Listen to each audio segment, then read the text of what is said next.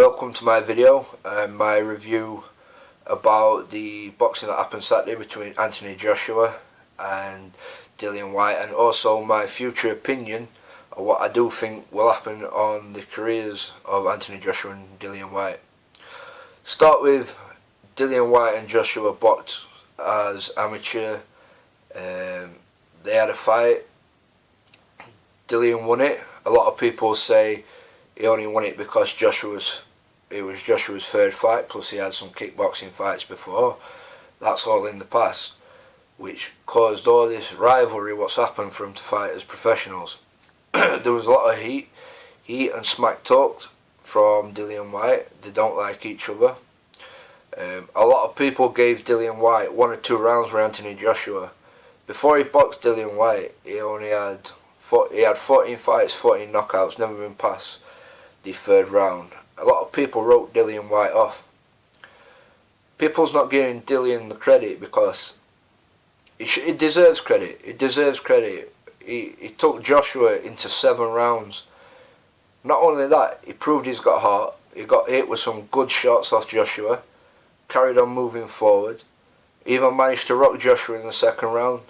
Come back, got hit with some good shots in the 1st round. Come back 2nd round, left up, rocked Joshua. He could have finished him if he'd carried it on and he had a relentless pace. That's heavyweight boxing. But now a lot of people are writing him off, and now they're saying that Joshua can go on and fight for a world title. Joshua's not ready for a world title. He's not ready for Tyson Fury or anything like that. He's probably ready for about European level. And he got exposed. A lot of people's on the Anthony Joshua hype, but he got exposed because he got caught. I know it's heavyweight boxing. He got caught, but he rocked, he panicked, he stiffened up. When you seen Dillian Whyte get hurt, he was relaxed, he moved away, and that's why. I know it looked as if he got hurt a lot more than Joshua did, but Joshua panicked. Dillian stayed relaxed. If that was a world title fight, Anthony Joshua had fought somebody with a lot better caliber than Dillian Whyte. He'd have got beat because he panicked, he stiffened up, and Joshua needs to work on that. Joshua needs to work on, he's an Olympic champion, he doesn't need to work on keep coming forward how he's doing and blowing all these journeymen and bums out. He needs to work on his boxing ability. He's a big guy for heavyweight. Why not box a bit like Klitschko? Use his boxing, box at range, use his footwork, use his jab, instead of just trying to go forward, because it's only going to get him so far. Like, he's calling Tyson Fury out now. If he were to fight Tyson Fury or David A would clean him up in 3 rounds, in my opinion. Tyson Fury's too big. He can move. He moves. He uses his jab. He's too much of a big guy and too light on his feet for Joshua to beat at the moment. And in my personal opinion, he don't even need to go down the WBC route with Deontay Wilder, because Deontay Wilder will wipe him out. It's my opinion. And as for a lot of people saying that Dillian Whyte's career is over, Dillian Whyte's career is not over. He got knocked out. He took a heavy knockout, but he proved that he's got heart to fight on. He could have quit when he got caught and rocked in them rounds before the knockout. He could have quit, but he didn't. He carried on. Dillian Whyte will go farther. That's my personal opinion. People need to stop writing him off.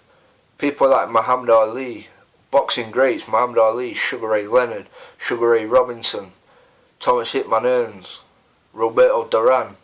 They all got knocked out. They suffered knocked out losses. They come back. They won. They're all-time greats now. Why can't it happen to Dillian Whyte? I do personally think that a lot of people need to back off of Dillian Whyte and give him the credit he deserves. He took Anthony Joshua into rounds he's never been. He didn't back down from Anthony Joshua, how the past opponents that he's fought. Dillian Whyte took the fight to him. That's what people need to do to beat Joshua. Anthony Joshua, in my mind, is at the best a Class B fighter at the moment. He could be a world class fighter. He's got to work on his boxing technique. personally, is his footwork, his hands. He keeps his hands up good and stuff like that, but he needs to work on using his jab, straight punches. Why fight small and crouch and come forward to fight when you're a big, tall, strong guy like him? Use your range, box tall, box like Klitschko, box like Tyson Fury. Tyson Fury fights on the inside, but also he can fight outside. He proved that when he fought Klitschko. So, like I say, Joshua needs to improve, in my opinion, if he wants to go to the world rankings, like he said. And people need to stop personally writing Dillian Whyte off. Dillian Whyte's got a lot more to give. He's suffered one loss in his career. People seem to forget this guy was a British and European kickboxing champion, a K1 fighter with a record of 20 wins and 1 loss. A lot of people seem to forget that, and they've wrote him off just because he suffered 1 knockout loss. People get knocked out. It's part of boxing. Boxing, the best get knocked out. The best receive losses. But it doesn't stop a guy from coming back and being the best.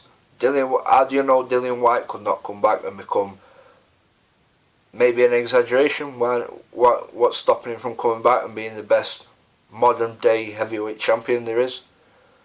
Lennox Lewis got knocked out, he come back, he beat greats.